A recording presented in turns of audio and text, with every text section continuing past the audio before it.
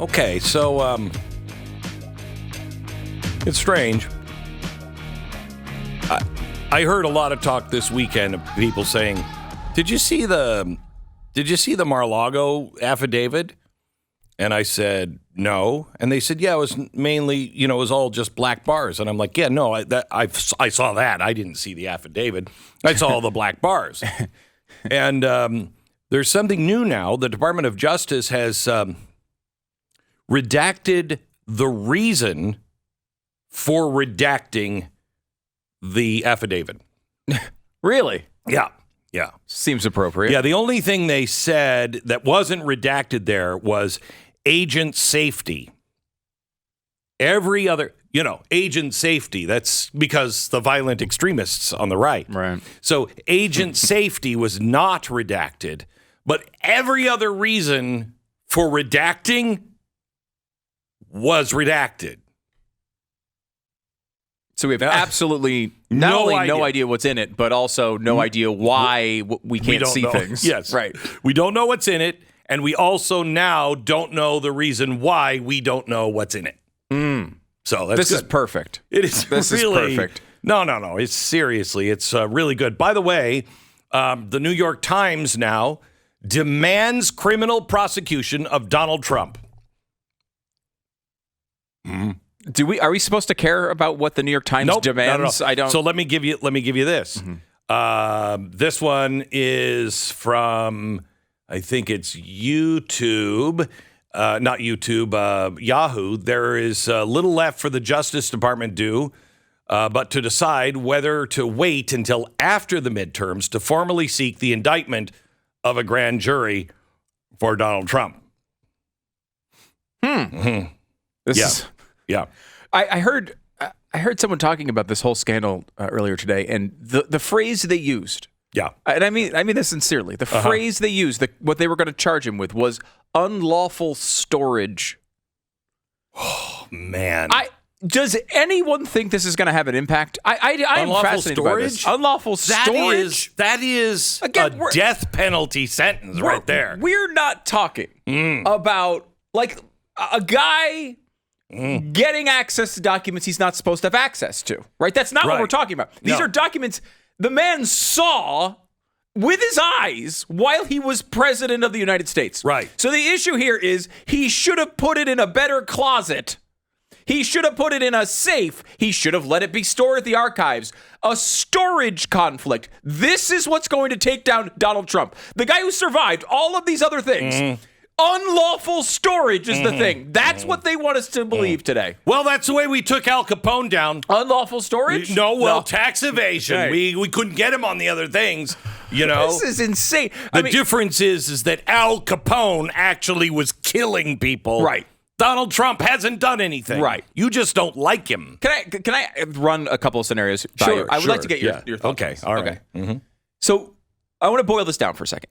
No one actually cares if Donald Trump has these documents. I know that's a controversial thing to say, but no, it's really not. It is for the media. Maybe for the media, but no one actually cares. The man, literally, we are supposed to believe, saw them, and that's why he has them. And right? by the way, he didn't pack them up. The GAO did. GAO packed them up. GAO. So that's not him or his people. One of the few things we know about these documents is they were put in between like newspaper clippings and everything else. And you could say, well, so let's start at the bottom. He didn't do anything wrong at all. Okay, obviously that does not affect. Right. Because what we're talking about here is not whether these documents affected the national security. It's just a matter of how it affects Donald Trump's future politics. That's all the story's about. It has nothing to do with whether he actually committed a crime or not. Correct. So maybe he did nothing wrong. Obviously, that's not a problem.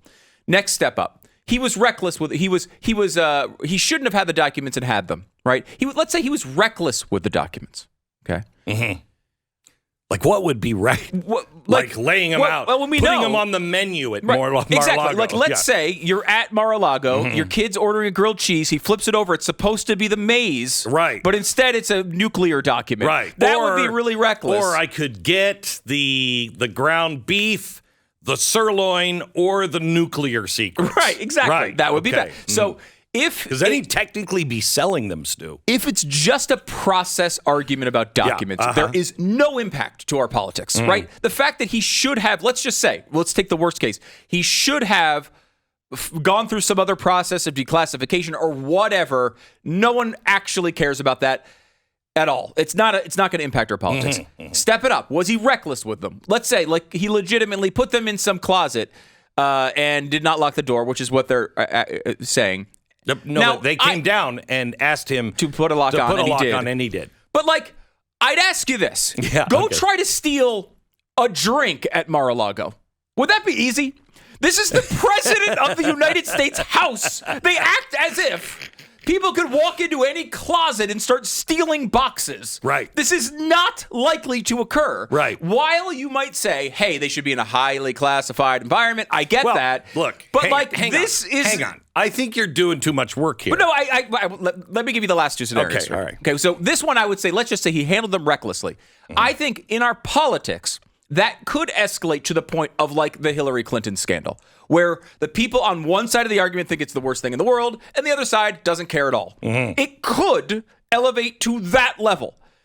The only thing that actually would make any difference with the story was if you had evidence of Donald Trump using these documents for his own personal benefit, i.e. he was selling them to get golf events at his country clubs, which was actually tossed out there by the left. Wait, you could have, if Donald Trump, and this could happen, okay? It didn't with Donald Trump, but it could happen, In theory. If Donald Trump said to somebody else in the White House, I want you to go into the skiff, I want you to take pictures of those documents, then cut the top of them off so it doesn't say classified or top secret, and then email them to my home.